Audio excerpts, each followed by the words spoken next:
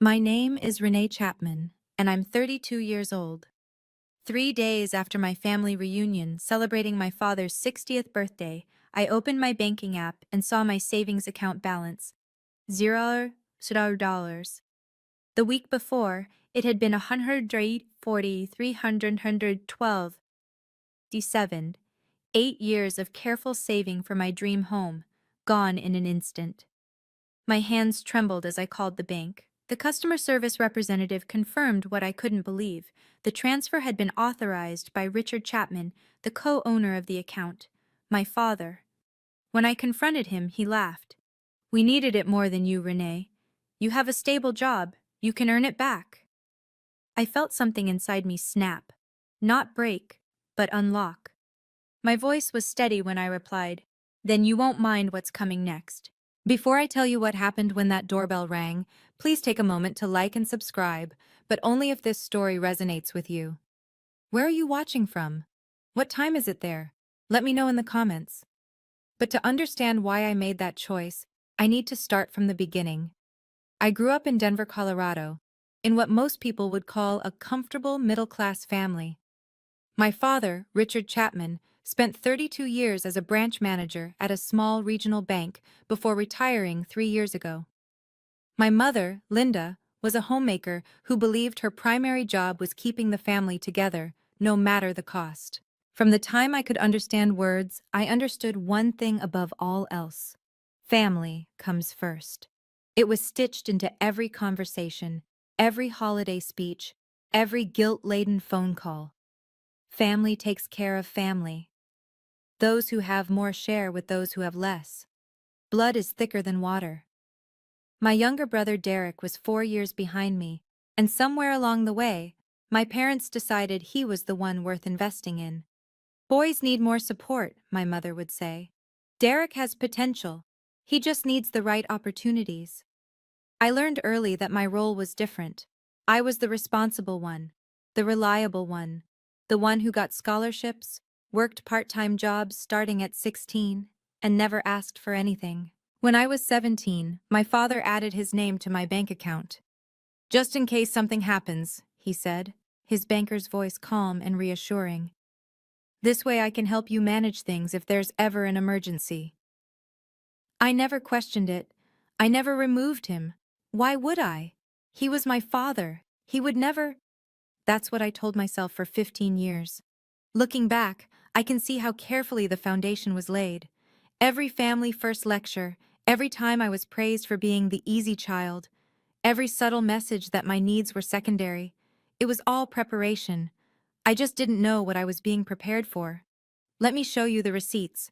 I kept them all, an occupational hazard of being a data analyst. In 2016, when I was 24 and had just been promoted to my first senior position at DataSphere, a tech company in downtown Denver, my parents called. The roof was leaking. They couldn't afford repairs. Could I help? I transferred $15,000. Between 2017 and 2020, Derek's college tuition kept coming up short. Scholarships fell through. Financial aid wasn't enough. Mom cried on the phone about how Derek would have to drop out.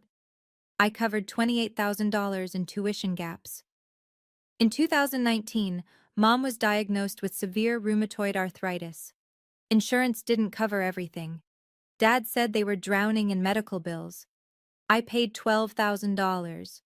In 2021, Derek had a business opportunity, a real estate investment that was guaranteed to pay off. He just needed startup capital. He'd pay me back within a year. I loaned him $8,000. I never saw a cent of it.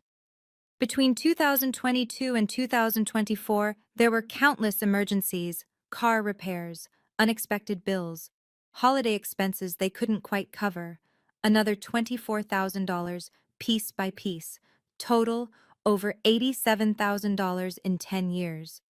I tracked every dollar in a spreadsheet, color-coded by category, dated by transaction, not because I expected to be paid back, but because that's just who I am. Data is comfort. Numbers don't lie. You know what I never received? A thank you card, a genuine expression of gratitude, even an acknowledgement that I had sacrificed anything at all. What I got instead was, "You have a good job, Renee. You don't have kids to worry about. Family helps family." What I got was the privilege of being the family ATM, while my brother was called the one with potential. Despite everything I gave away, I had a dream. A quiet, persistent dream that kept me going through every extra shift, every declined vacation, every time I talked myself out of buying something nice for myself. I wanted a house, not a mansion, not a showpiece. Just a modest home in the suburbs of Denver with a backyard where I could plant flowers, a living room big enough to host friends, and walls that belonged to me. I started saving seriously when I was 24, right after my first promotion. I set up automatic transfers. I created a separate high-yield savings account. I lived in a modest apartment, drove a 10-year-old Honda, and bought my coffee at home instead of Starbucks. My goal was $150,000, enough for a 20% down payment on a $750,000 house in a decent neighborhood. After 8 years of discipline, sacrifice, and saying no to myself over and over again, I had $140,312.67. 312.67. I was so close I could taste it. I had already toured 3 houses. The third one was perfect, a craftsman-style home with a wraparound porch, hardwood floors, and a backyard with space for a garden. The asking price was $735,000. I planned to make an offer the week after Dad's birthday party. Here's the thing that haunts me. 2 years before everything fell apart, I almost removed my father from that account. I was updating my financial information, and the bank representative asked if I wanted to change the co-owner status. I hesitated.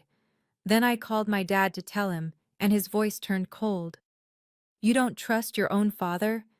After everything I've done for you?" I apologized. I left his name on the account. That decision cost me $140,312.67. My father's 60th birthday party was held on a Saturday in early June at my parents' house in Lakewood. 20 guests filled the living room and backyard. Aunts, uncles, cousins, old family friends, neighbors who had known us for decades. The decorations were elegant. The food was catered. Paid for, I later learned, with money Derek had borrowed from somewhere. Everyone was dressed nicely, smiling, performing the role of happy functional family for an audience. My father gave a speech about gratitude and legacy. My mother gazed at him adoringly. Derek stood beside them, introduced to everyone as our up-and-coming real estate investor. No one mentioned that his last 3 investments had failed. No one mentioned that I had funded 2 of them.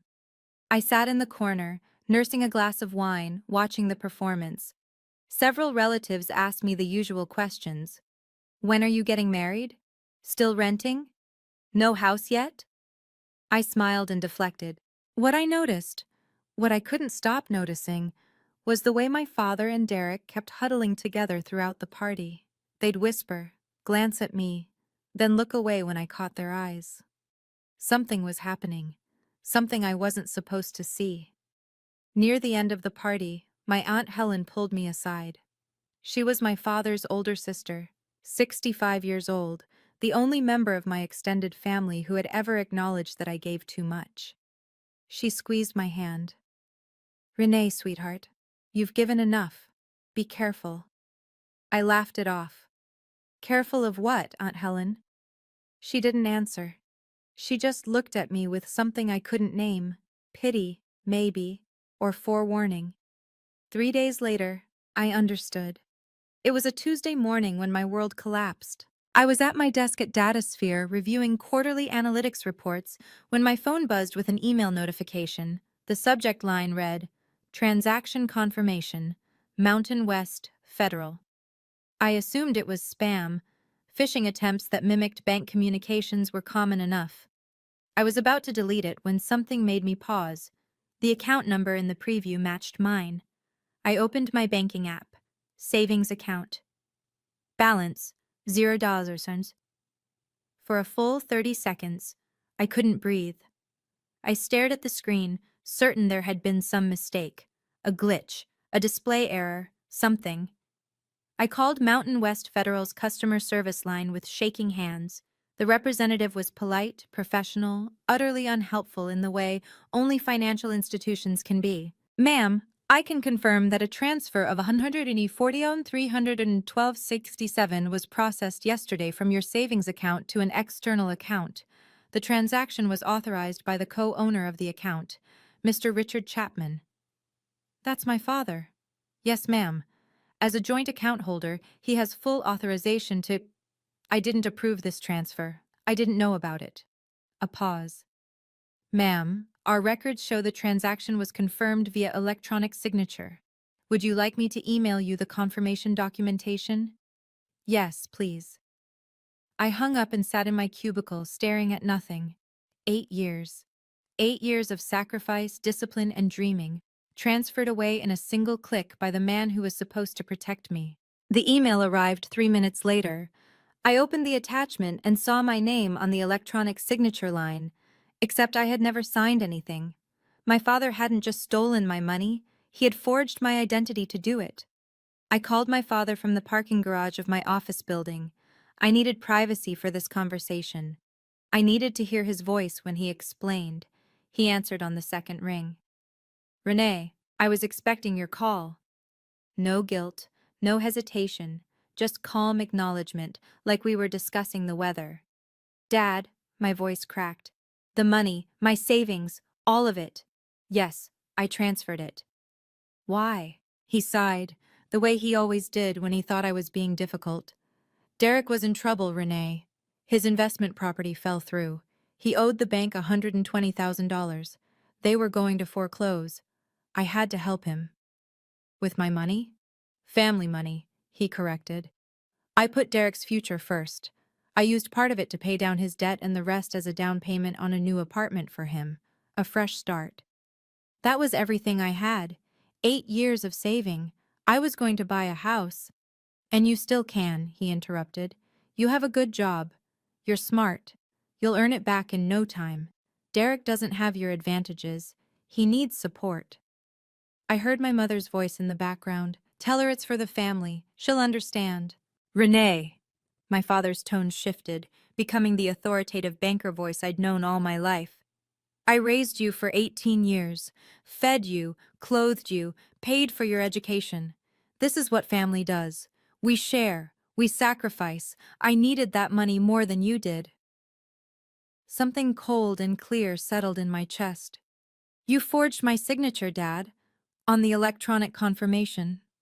Silence. I didn't approve that transfer. The bank has documentation with my name on it, documentation I never signed. More silence. Then, you're overreacting. I wasn't. That night, I called Marcus Webb. Marcus and I had been friends since college. We'd met in an economics class freshman year and stayed in touch through graduations, career changes, and life's chaos. He was now a lawyer specializing in financial fraud cases, working at a mid-sized firm in downtown Denver. Renee? His voice was warm when he answered. It's been months. What's going on? I told him everything. The account, the transfer, the forged signature, the phone call with my father. When I finished, there was a long pause. Renee, this is serious, like potentially felony-level serious. What do you mean?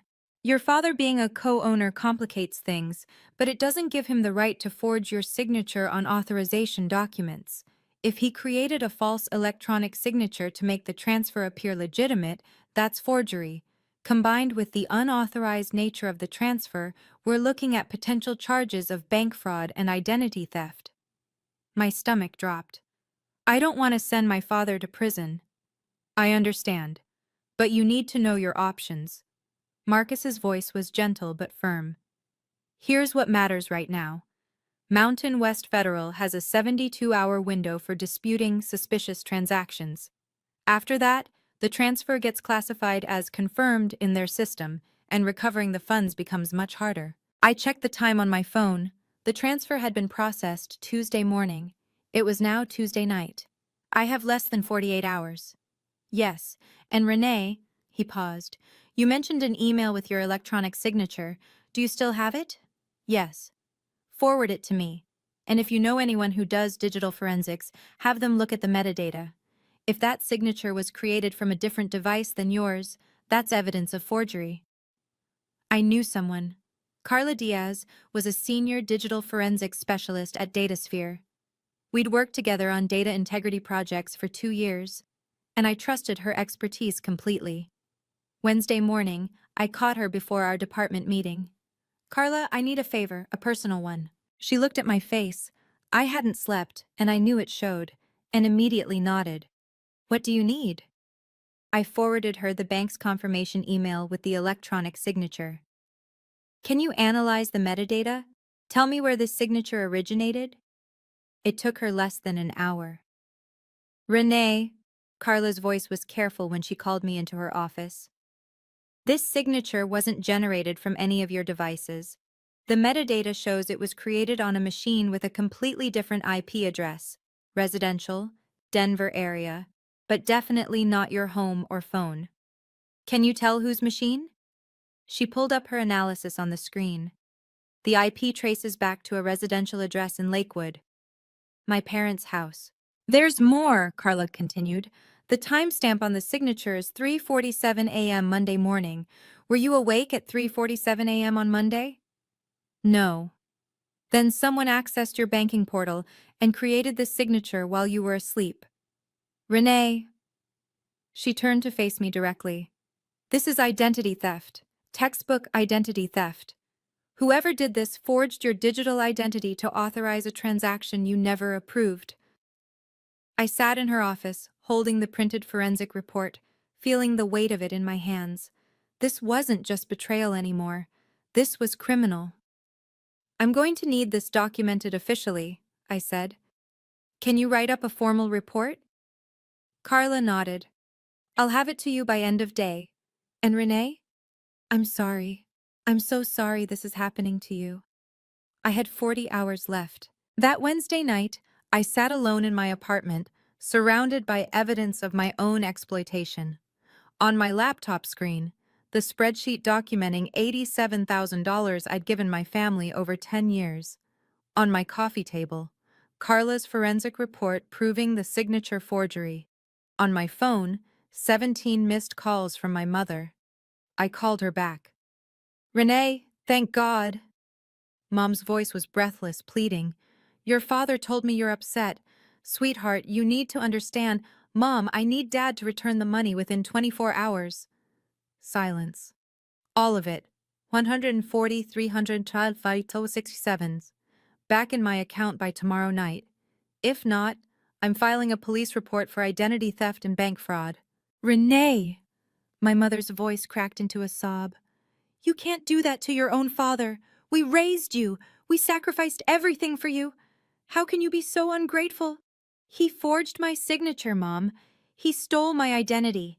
This isn't a family disagreement. This is a crime. It's not stealing if it's family. That money, you were going to waste it on a house when your brother needed it more. Your father made a judgment call. He made a choice. Now I'm making mine. Renee, please. She was crying now, the manipulative tears I'd fallen for 100 times before. Think about what you're doing. You'll destroy this family. Your father could go to jail. Is that what you want? To ruin us? I thought about Aunt Helen's warning. I thought about 8 years of sacrifice. I thought about every time I'd been told my needs didn't matter. I'm not destroying anything, Mom. I'm protecting myself. For the first time in my life, I'm choosing me. I hung up. 24 hours passed. No money was returned. I opened my laptop and began typing a police report. Thursday morning, 9:15 a.m. The Denver Police Department's Financial Crimes Unit. I sat across from Detective Sarah Mitchell, a woman in her 40s with sharp eyes and a no-nonsense demeanor. On the desk between us, Carla's forensic report, my bank statements, the spreadsheet of 10 years of family support, and a printout of the fraudulent confirmation email. Detective Mitchell reviewed each document carefully, asking occasional questions. When she finished, she looked up at me. Ms. Chapman, based on what you've presented, this appears to meet the criteria for identity theft under Colorado Revised Statute 18-5902, and potentially bank fraud under federal statute 18 U.S.C. Sequa 1344. The forged electronic signature is particularly damning. What happens now? We open an investigation. I'll coordinate with Mountain West Federal's fraud department. They'll want to see this forensic analysis.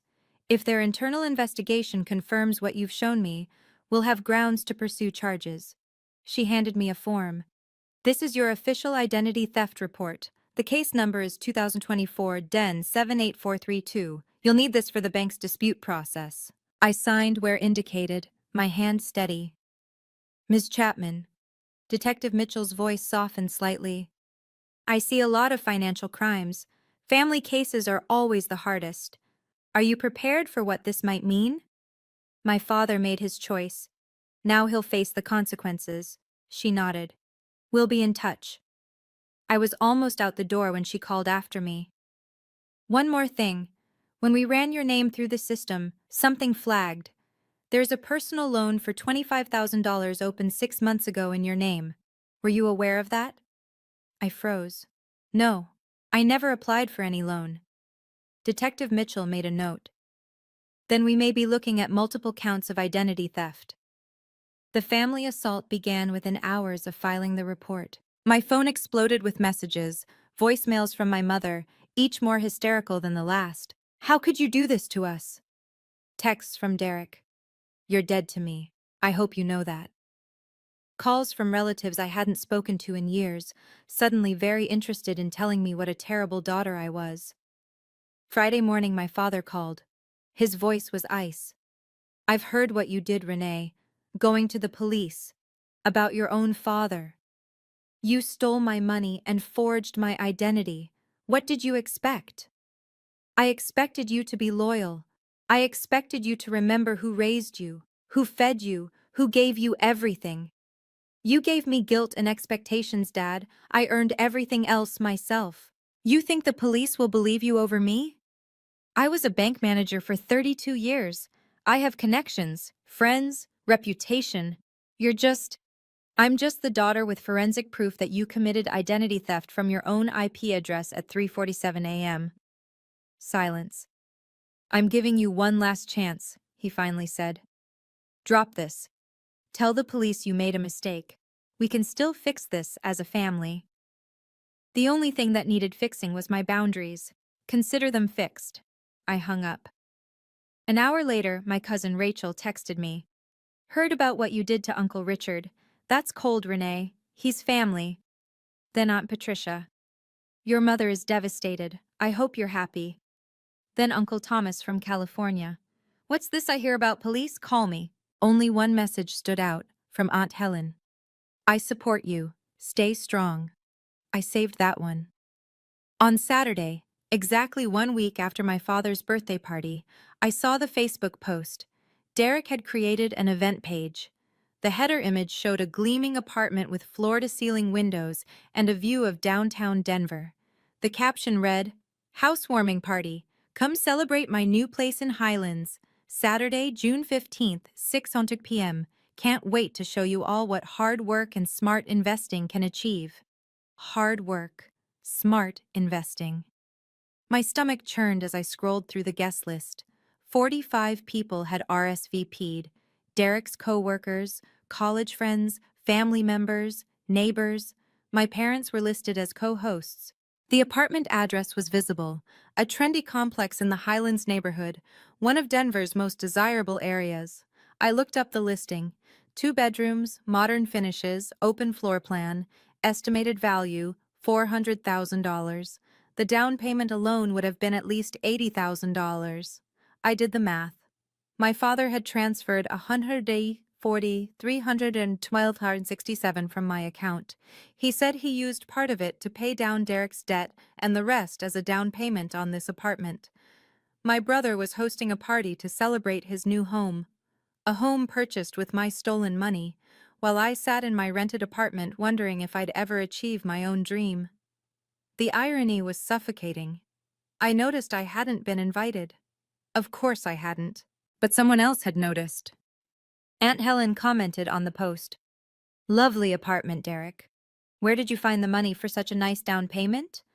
Derek's reply was carefully vague. Family helped out. You know how it is. Yes, I knew exactly how it was. The party was in 8 days. I made a phone call. 5 days after I filed the police report, I received a call from Mountain West Federal's Fraud Investigation Department. Ms. Chapman, this is Daniel Torres from our fraud resolution team. I'm calling regarding case number FRD 2024-067891. I sat up straight at my desk, heart pounding. Yes? We've completed our preliminary investigation into the disputed transaction on your account. I want to inform you of our findings. Go ahead. Our internal analysis, combined with the forensic report provided by the Denver Police Department, confirms that the electronic signature authorizing the June 4th transfer was not generated from any device registered to your banking profile. The IP address and device fingerprint match a residential location in Lakewood, Colorado, which our records show is the address of the secondary account holder, Richard Chapman. I exhaled. So you're confirming it was fraudulent? We're confirming that the transaction authorization was created without your knowledge or consent using forged credentials. Under our terms of service and federal banking regulations, this constitutes an unauthorized transaction. What happens now? What? We've frozen the relevant accounts pending criminal investigation. We've also forwarded our findings to the Denver Police Department. Ms. Chapman, his tone shifted, becoming more personal. I've been in fraud investigation for 12 years. Family cases are rare, but they're always the most painful. I'm sorry you're going through this. Thank you. What about my money? Once the criminal investigation reaches a certain threshold, which given the evidence should be soon, we'll begin the process of reversing the fraudulent transaction. You should expect full restitution of $140, 312.67 within 30 to 60 days. I thanked him and hung up, then immediately called Detective Mitchell. The bank confirmed the fraud. What's next? Next, she said, we execute an arrest warrant. Do you have a preference on timing? I did. I thought about Detective Mitchell's question for a long time.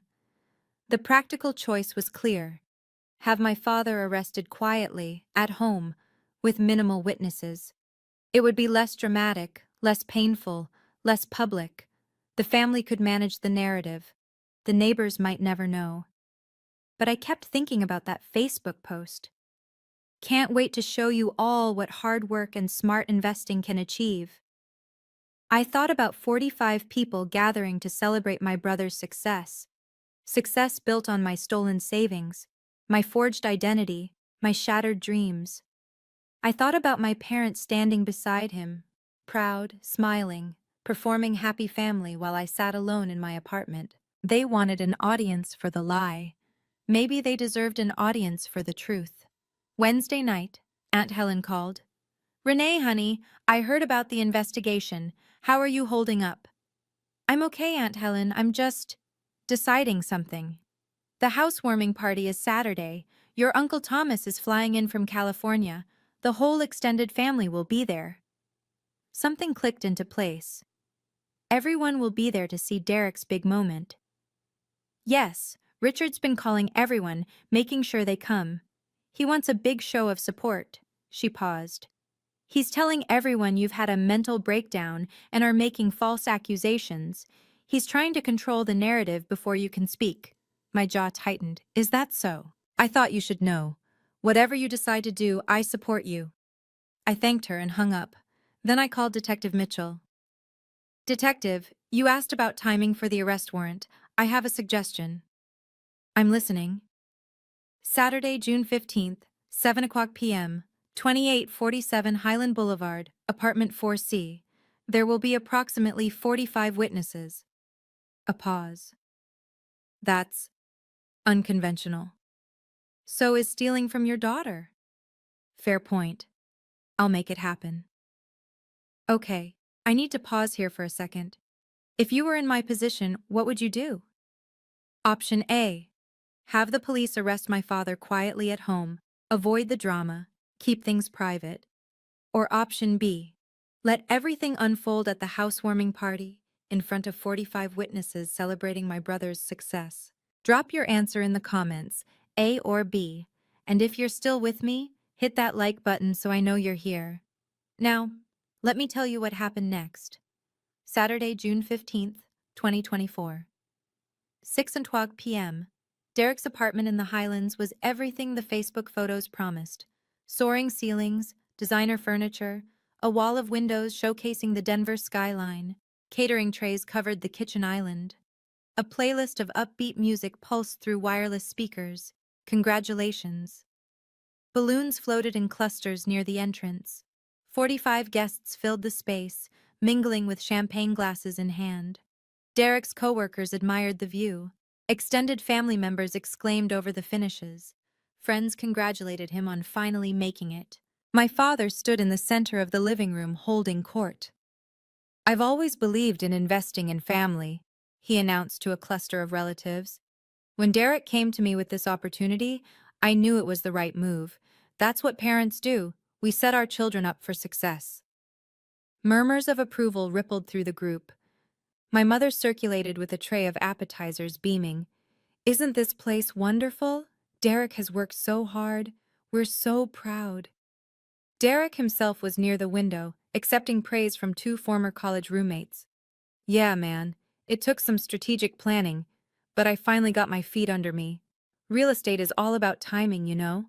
Uncle Thomas, newly arrived from California, clapped Derek on the shoulder. "Your dad says you're quite the investor. Impressive, son. Real impressive." Nobody mentioned me. Nobody wondered where I was. Nobody questioned where an unemployed investor with a failed track record suddenly found the resources for a $400,000 apartment in one of Denver's most expensive neighborhoods. Or almost nobody. I spotted Aunt Helen near the kitchen, watching my father's performance with an expression I recognized, the same skepticism she'd shown at the birthday party 3 weeks ago. She checked her watch. 6:47 p.m., 13 minutes. At 6:52 p.m., Aunt Helen made her move. She intercepted Derek as he headed back from the bathroom, cornering him near the hallway where the acoustics carried every word to at least a dozen nearby guests. "Derek, sweetheart." Her voice was pleasant but carried. "This apartment is stunning. What did it cost, if you don't mind me asking?" Derek's smile flickered. "Oh, around 400,000. It was a great deal, actually." "And where did you find the down payment? Last I heard, you were having some trouble with your other properties." Several heads turned. The music suddenly seemed too loud for the silence that was forming. "Dad helped out," Derek said carefully. "You know, family support." "Mm-hmm," Aunt Helen nodded slowly. "And did Renee contribute anything?" Derek's face went pale. "What? No, Renee has nothing to do with this."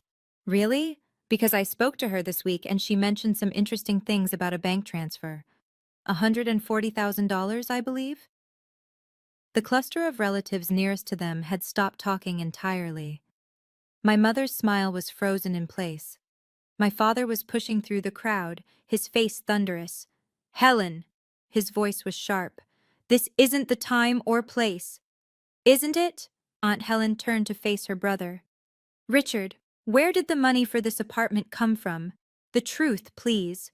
Your sister is asking." "It's family business. None of your—" "Did you take money from Renee's savings account without her permission?" The room had gone completely silent. 45 pairs of eyes fixed on my father. His mouth opened, closed, opened again. The doorbell rang. My father's face went white. "That," Aunt Helen said quietly, "would be the police." Derek opened the door. Two uniformed officers stood in the hallway, their postures professional, their expressions grave. Behind them, in plainclothes, was Detective Mitchell. "We're looking for Richard Chapman." The room erupted in confused murmurs. My mother rushed toward the door. "What is this? This is a private party." "Ma'am, please step aside." Detective Mitchell held up her badge. "Mr. Richard Chapman, you're under arrest for bank fraud, identity theft, and forgery under Colorado and federal statutes. You have the right to remain silent. Anything you say can and will be used against you in a court of law." This is ridiculous. My father's voice cracked. This is my family. My daughter is mentally unstable. She's making up stories. Sir, we have forensic evidence confirming that an electronic signature was forged from your home computer at 3:47 a.m. on June 3rd, authorizing a transfer of $140,312 from your daughter's account. We also have evidence of a $25,000 loan opened fraudulently in her name 6 months ago. The Miranda rights continued as one officer guided my father's hands behind his back. The click of handcuffs was impossibly loud in the silent room. My mother collapsed against the wall, sobbing, "Richard! Richard!" Derek stood frozen, his mouth hanging open, champagne glass still clutched in his hand. Uncle Thomas stepped back from him like he'd discovered something contagious. "What the hell is going on here?" The guests parted as the officers led my father toward the door. His head was bowed, his banker's composure finally completely shattered. As he passed Aunt Helen, she spoke quietly. "You should have returned the money, Richard. She gave you a chance." The door closed behind them. 45 witnesses stood in absolute silence. Then someone whispered, "He stole from his own daughter?" Detective Mitchell remained after the uniformed officers escorted my father out. She addressed the stunned room with professional calm. "For those who are wondering, Mr. Chapman is accused of stealing $140,312.67 from his daughter's savings account and forging her digital identity to authorize the transfer. Additionally, a fraudulent loan of $25,000 was opened in her name without her knowledge or consent. The down payment for this apartment," she gestured around the room, "came from those stolen funds." Uncle Thomas turned to Derek, his face flushed with anger. "Is this true? This apartment was bought with Renee's money?" I didn't," Derek stammered. "Dad said she agreed. He said she wanted to help." "She filed a police report, Derek." Aunt Helen's voice was sharp. "Does that sound like someone who agreed?" A woman I recognized as one of Derek's co-workers set down her champagne glass. "Wait, so this whole party, we're celebrating an apartment bought with stolen money?" "From his own sister's savings," another guest added, disgust evident in her voice. One by one, people began moving toward the door. A friend of Derek's shook his head as he passed. "Dude, I thought I knew you. This is seriously messed up." Within 15 minutes, 20 guests had left. Those who remained clustered in small groups, whispering, casting looks at Derek and my mother, like they were viewing a car accident. My mother sat on Derek's expensive new couch, mascara streaking down her face. "This can't be happening. This isn't happening." Uncle Thomas approached her, his voice cold. "Linda, did you know about this?" She didn't answer. That was answer enough. "I flew in from California for this." He grabbed his coat. "I'm done with Richard, and I'm done pretending this family isn't rotten." I arrived at 7:45 p.m., after the police had left.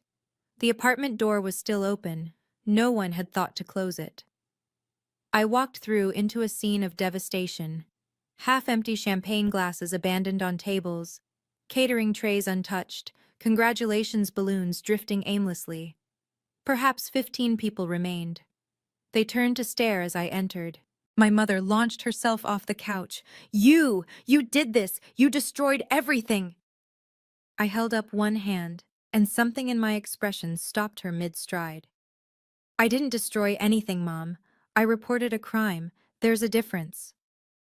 I set a folder on the kitchen island, the same folder I'd been carrying for 2 weeks. Inside, the spreadsheet documenting $87,000 in support over 10 years, Carla's forensic report, a copy of the police report, bank statements showing the fraudulent transfer. "Uncle Thomas," I turned to face him. "I know you traveled from California for this. I'm sorry your trip was ruined, but I thought you deserved to know the truth." He took the folder, scanning the documents inside. His face shifted from shock to disgust to something like grief. "Renee," his voice was hoarse, "I had no idea. None of us did." "That's what they counted on." Derek finally found his voice. "Renee, you have to understand. Dad said you were okay with it. He said you wanted to help me. I never agreed to anything, Derek. I was asleep when Dad forged my signature at 3:47 in the morning. I found out about the transfer 3 days later, when my account showed $0. I met his eyes. You knew where that money came from. You knew, and you threw a party anyway. He had nothing to say to that. None of them did. The remaining guests dispersed over the next hour. Derek's coworker Marcus, a different Marcus than my lawyer friend, paused at the door. Derek, I've known you for 3 years. I vouched for you at work. I told people you were a good guy. He shook his head. Don't call me anymore. Two of Derek's college friends left without saying goodbye. One muttered, "Unbelievable," as he passed. A neighbor from my parents' street, Mrs. Patterson, approached my mother on her way out. Linda, I've known your family for 20 years. I never would have believed. She trailed off, unable to finish, and hurried away. By 9 p.m., only family remained. My mother, Derek, Aunt Helen, Uncle Thomas, and me. The apartment that had gleamed with promise 2 hours ago now felt cold and hollow. The champagne had gone flat. The catering was congealing. The congratulations balloons seemed to mock the devastation below them. Derek slumped in a chair by the window, staring at nothing. His success story had evaporated in less than 3 hours. My mother sat rigid on the couch, tear-streaked and silent, stripped of the supportive audience she'd relied on to maintain her denial. Uncle Thomas approached Aunt Helen. You knew about this, didn't you? Before tonight? I suspected. Aunt Helen's voice was tired. I tried to warn Renee years ago. No one wanted to listen. I listened, I said. Eventually. Uncle Thomas turned to me. His eyes were red. Renee, I owe you an apology. When your father called to invite me to this party, he told me you'd been making false accusations. He said you were having mental health issues. I believed him. Most people did. He's very convincing. Not anymore. Uncle Thomas's jaw tightened. He's dead to me. I stood in the center of Derek's apartment, surrounded by the wreckage of his celebration, and spoke the words I should have said years ago. Derek. My brother looked up, hollow-eyed. I want you to understand something. I didn't do this to hurt you. Then why? Because you hurt me. You and Dad. You took my life savings, money I spent 8 years earning, and you used it to buy this apartment. Then you threw a party to celebrate. You posted on Facebook about hard work and smart investing. My voice cracked, but I pushed through. That wasn't hard work. That was theft. Dad said you would understand. Dad lied. To you, to me, to everyone. And you chose to believe him because it was convenient. I turned to my mother, who hadn't moved from the couch. Mom, I'm not going to apologize for what happened tonight. Dad broke the law. He forged my identity. He stole my future. Those are facts, not accusations. He's your father. He's a criminal who happens to be my father. Those two things can both be true. I picked up my folder from the counter. I'm leaving now. I won't be contacting any of you for the foreseeable future. When Dad's case goes to court, I'll do what the prosecutors ask. Beyond that, I have nothing more to say. Derek stood. Renee, wait. We're family. Family doesn't steal from each other, Derek. Family doesn't forge signatures at 3 a.m. Family doesn't throw parties with stolen money. I met his eyes. When you're ready to acknowledge what you did, really acknowledge it, not just make excuses, you can reach out. Until then, this is goodbye. I walked out without looking back. Aunt Helen followed me. Hey, quick pause here. If you've ever had to set a boundary with family, you know how hard that walk to the door feels. Like your legs are made of lead. Like every step is a betrayal of everything you were taught. If this resonates with you, drop a comment telling me about it. I read every single one. And if you want to hear what happened next, with the legal case, with my family, with my dream house, keep watching. We're almost at the end. 3 weeks after the housewarming party, my father's case went before the district attorney. Marcus kept me informed throughout the process. They're charging him with 3 counts: Bank fraud under 18 U.S.C. Sapphire 1344, identity theft under 18 U.S.C. Sartor 1N28, and forgery under Colorado state law. The federal charges alone could mean up to 30 years. My stomach dropped. 30 years? That's the maximum.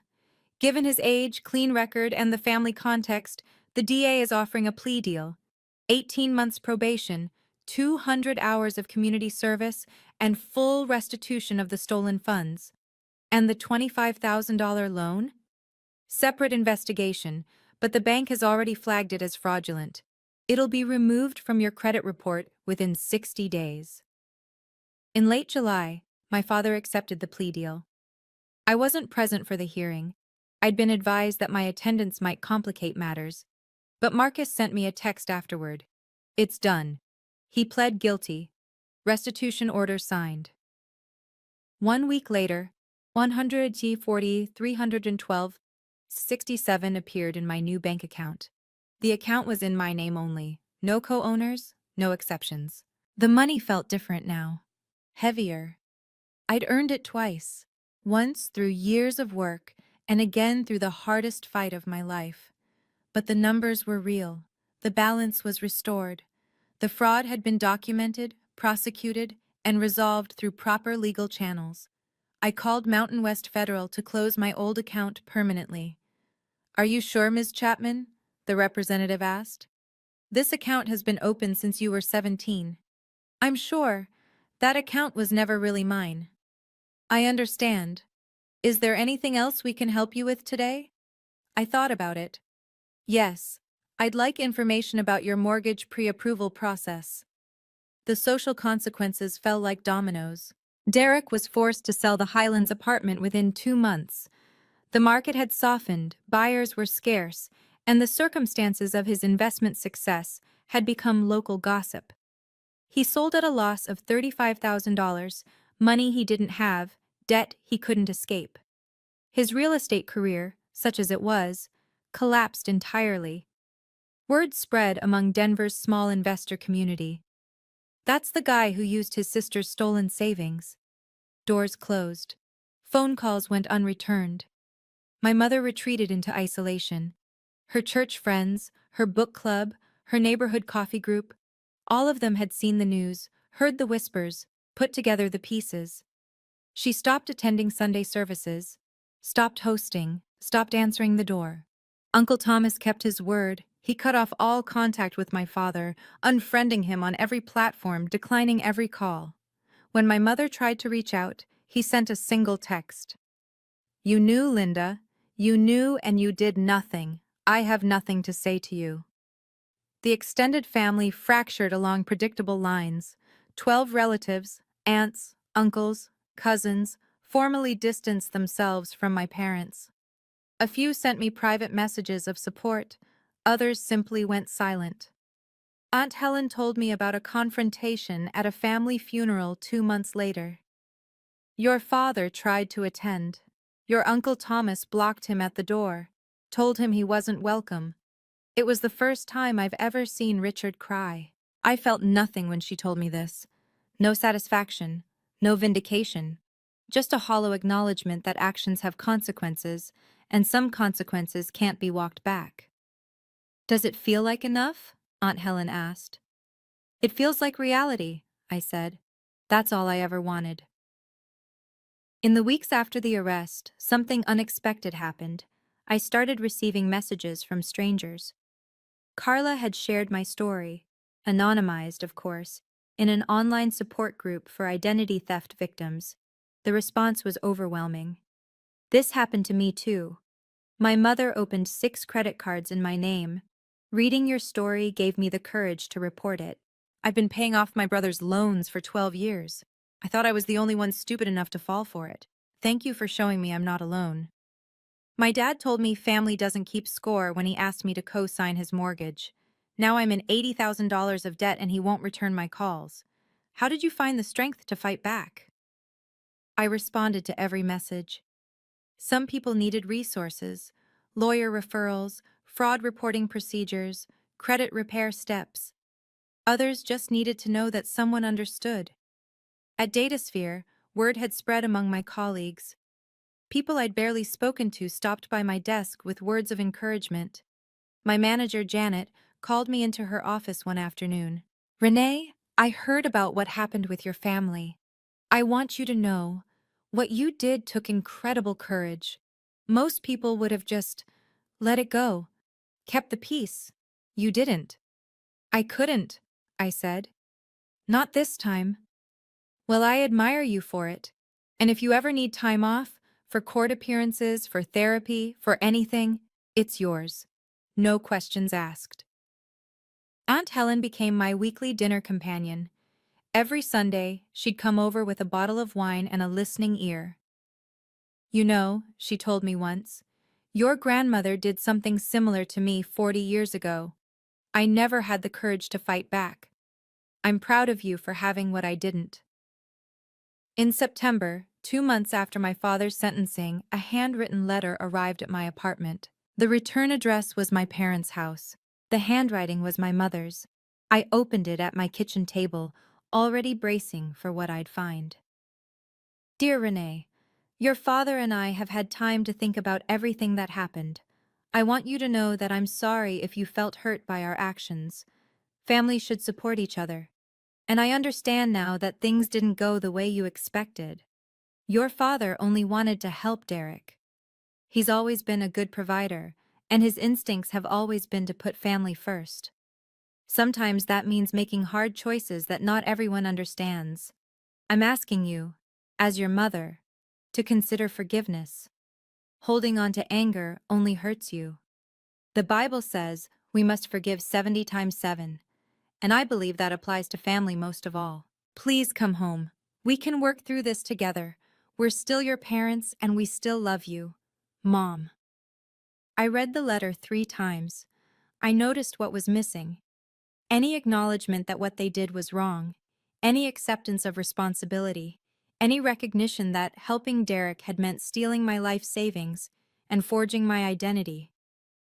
"I'm sorry if you felt hurt" isn't an apology. It's a deflection. I wrote back the next day. "Mom, thank you for reaching out.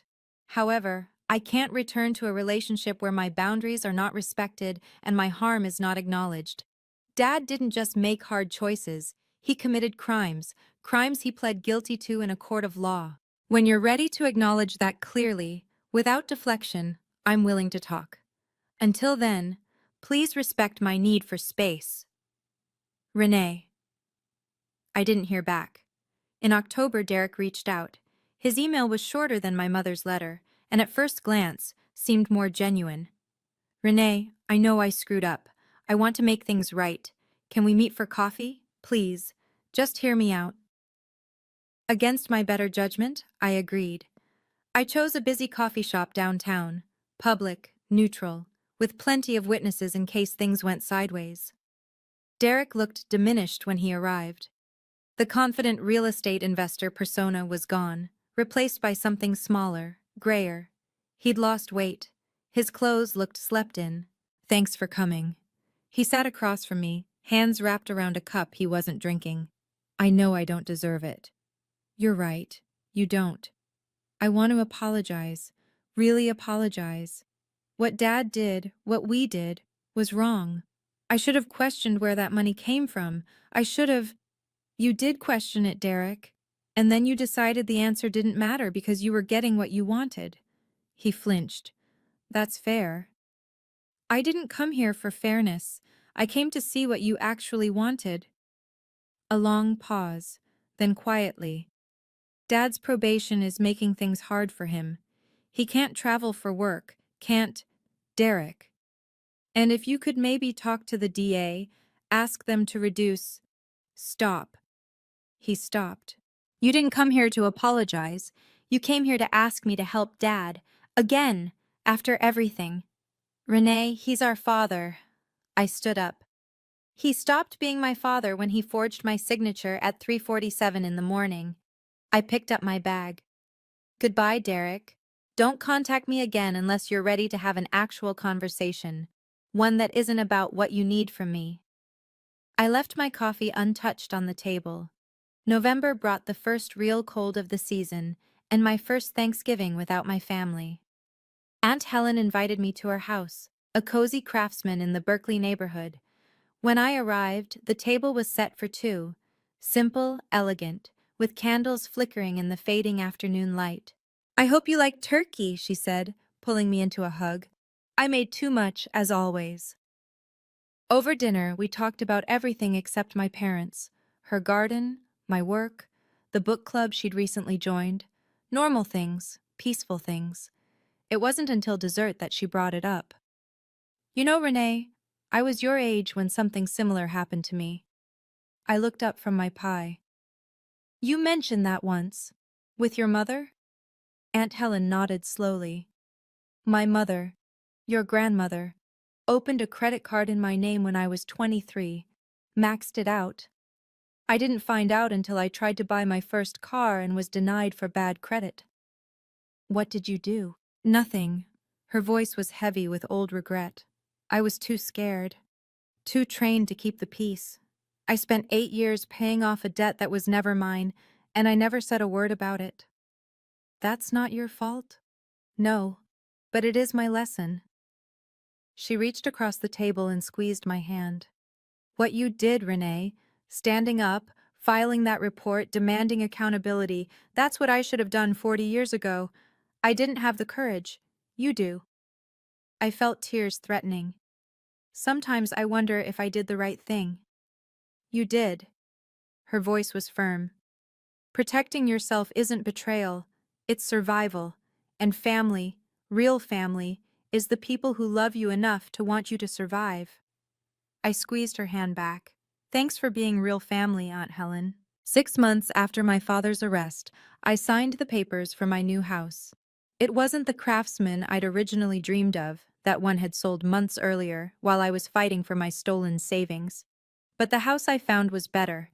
A charming split level in Littleton with a wraparound porch, a renovated kitchen, and a backyard big enough for the garden I'd always wanted. Purchase price? $735,000. Down payment? $147,000. My recovered savings, plus 6 months of additional contributions. The closing was held on a Thursday afternoon in December. I sat at a conference table surrounded by lawyers, real estate agents, and mortgage officers, signing document after document, watching the stack of papers grow. When it was done, when the final signature was placed and the keys were handed over, I sat in my car outside the title company and cried. Not from sadness, from release. 8 years of saving. A devastating betrayal. A legal battle. A family shattered. And at the end of it all, a house. My house. In my name only. I drove to the property that evening. The moving truck wouldn't come until the weekend, so the house was empty, echoing with possibility instead of furniture. I walked through each room, running my fingers along the walls, memorizing the spaces that were finally, entirely mine. The backyard was brown with winter dormancy, but I could already see where the flower beds would go. Where I'd plant tomatoes in the spring, where I'd set up a small table for morning coffee. The doorbell rang. Aunt Helen stood on the porch, holding a pot of red roses. "Housewarming gift," she said, her eyes bright with tears. "For your garden." I pulled her into a hug so tight neither of us could breathe. "Welcome home, sweetheart," she whispered. I was home. I'm writing this from the porch of my new house, 6 months after moving in. The garden is thriving. Aunt Helen's roses bloomed in May, deep red against the green of the lawn. The tomatoes I planted are producing more than I can eat, so I've started bringing extras to my neighbors. I've made peace with the shape of my family now. It's smaller than it used to be, but it's honest. My father completed his community service. He's still on probation. From what Aunt Helen tells me, he's aged dramatically since the arrest. My mother has stopped reaching out. Derek sent one more email, which I deleted without reading. I'm not angry at them anymore. Anger requires energy, and I've chosen to spend my energy on things that matter. My work, my home, my relationships with people who value me, but I'm also not waiting for them to change. I used to believe that loving family meant sacrificing everything, my savings, my dreams, my boundaries. I thought saying no was the same as saying, I don't love you. I was wrong. Real love doesn't require self-destruction. Real family doesn't exploit your loyalty. And setting boundaries isn't betrayal. It's the foundation of every healthy relationship. I don't know if my parents will ever understand that. I don't know if Derek will ever grow into the kind of person who can take responsibility for his choices. But I know this. I'm not responsible for their understanding. I'm only responsible for my own integrity, my own healing, my own life. And for the first time in 32 years, that life belongs entirely to me. I close my journal and look out at the sunset turning my garden gold. I chose myself. Finally. It was the hardest thing I ever did. It was worth it. Hey, before we wrap up, I want to step back and share some perspective on what we just witnessed. From a psychological standpoint, Renee's story is a textbook example of financial enmeshment, a dynamic where family members treat one person's resources as communal property, regardless of consent.